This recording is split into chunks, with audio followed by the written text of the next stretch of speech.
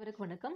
Complex analysis April 2023 question பேப்பரில் இருக்கிற part B question நம்ம ஒன் பை ஒன்னாக இந்த பார்த்துட்டு வரலாம். Show that f of z equal to x y square into x plus i y divided by x square plus y power 4 when z not equal to 0 when z equal to 0. அதாவது F of இசட்டுக்கு ரெண்டு definition கொடுத்துருக்காங்க. Z not equal to 0 போது இதுதான் function, Z equal to 0 தான் function equal to 0. இது ரெண்டு டெஃபினேஷனாக கொடுத்துருக்காங்க. It's not analytic at Z equal to 0.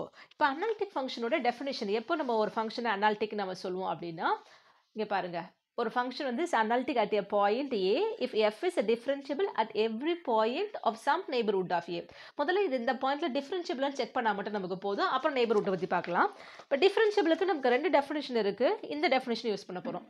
அது ஃபங்க்ஷன் வந்து டிஃபரன்ஷியபிள் அட் இசட் நாட் அப்படின்னா f dash of z naught equal to limit z tends to z naught f of z minus f of z naught divided by z minus z naught. இது எப்போ இது derivative at z naught சொல்லணும்னா இந்த limit exist ஆகணும்.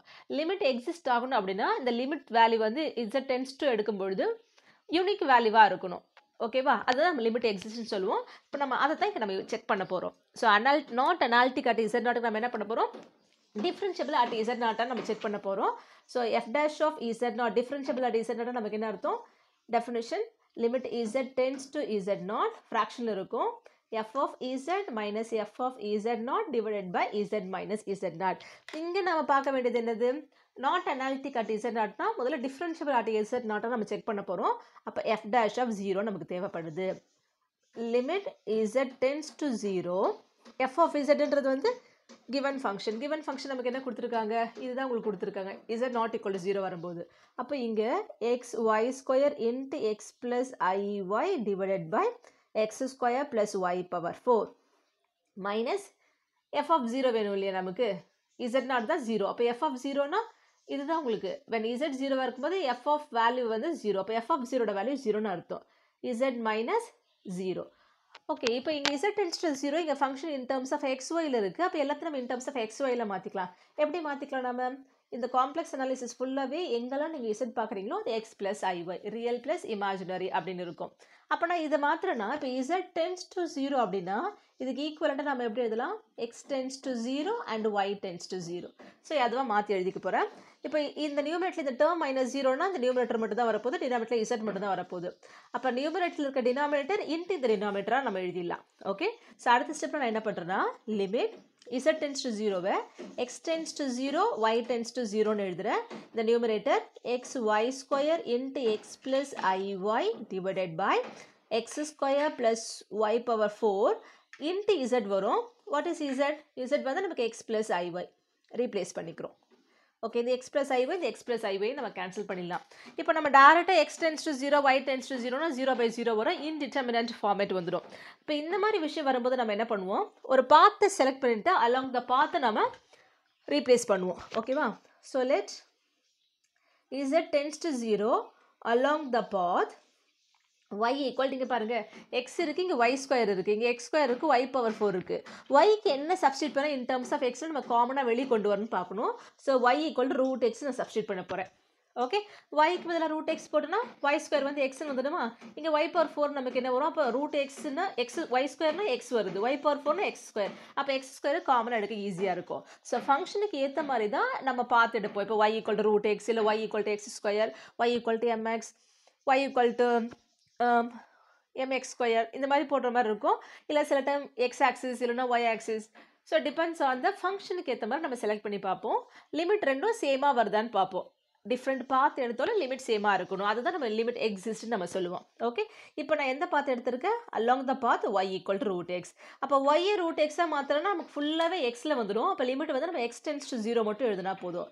அப்போ f dash of 0 equal to limit X tends to 0 x அப்படியே இருக்கும், yக்கு பதிலாக ரூட் எக்ஸ், அப்போ ஒய் ஸ்கொயர்னா எக்ஸ் வந்துடும், divided by x square plus y power 4. அப்போ ஒய் ஸ்கொயர் வந்து எக்ஸ்னா ஒய் பவர் 4 வந்து X square plus X square.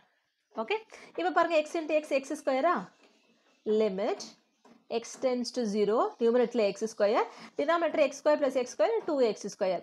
Limit apply பண்ணுறதுக்கு முன்னாடி காமன் டேர்மை கேன்சல் பண்ணிடலாம். கேன்சல் பண்ணிட்டா மீது இருக்கிறது கான்ஸ்டன்ட் 1/2 தான், எக்ஸ் இருந்தால் தான் ரீப்ளேஸ் பண்ணுறதுக்கு ஆன்சரே 1/2.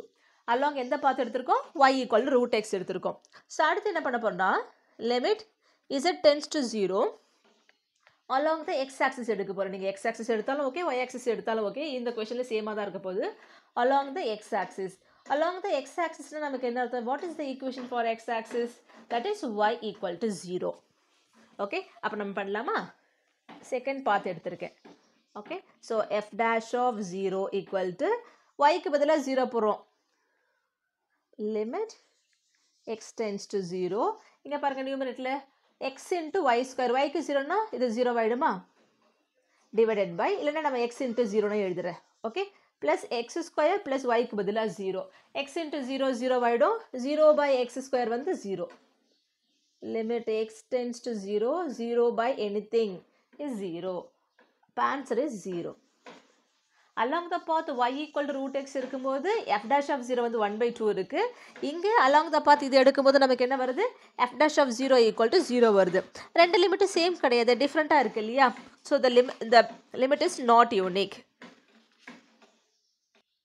So along the path y equal to root x எடுக்கும்போது கிடைக்கிற லிமிட்டை 1 நேம் பண்ணிக்கிறேன். along the x axis என்ற பாத் எடுக்கும்போது கிடைக்கிற லிமிட்டை வந்து 2ன்னு எடுத்துக்கிறேன். ரெண்டுமே டிஃப்ரெண்ட் லிமிட் இருக்குது. ஒருவேளை சேமாக இருந்துச்சுன்னா லிமிட் யூனிக்னு சொல்லுவோம். அப்போ F is differentiable at Z naught சொல்லிடுவோம். ஆனால் இங்கே அப்படி இல்லை, லிமிட் இஸ் நாட் யூனிக். அப்போது எஃப் டேஷ் ஆஃப் இசட் வந்து நாட் டிஃபரன்ஷியபிள், அது not exist at Z equal to 0. அப்போ it's not differentiable at Z equal to 0ன்னு அர்த்தம். That is F of Z is not differentiable at z equal to 0. அந்த பாயிண்ட்ல டிஃபரன்ஷியபிளே இல்லை அப்படின்னா நெய்பர்ஹுட்டை பற்றி பார்க்கணும் அவசியம் இல்லை. So therefore f of z is not analytic at z equal to 0. அவ்வளோதான். இப்போ இதே கொஸ்டினே உங்களுக்கு இந்த டிஃபரன்ஷியபிள் கேட்டாலும் நீங்கள் இதோட ஸ்டாப் பண்ணிப்பீங்க. ஓகே, ஏன்னா அனாலிட்டிக்கல் தான் மேக்ஸிமம். அனாலிட்டிக்கல் இருக்குனாலே அது டிஃபரன்ஷியபிள் இருக்குன்னு அர்த்தம். அப்போ டிஃபரன்ஷியபிலிட்டி இல்லை அப்படின்னா அனாலிட்டிசிட்டி இல்லைன்னு அர்த்தம். ஓகே, அடுத்த காணொலியில் அடுத்த ஒரு 5 மார்க் கொஸ்டின் பார்க்கலாம். நன்றி, வணக்கம்.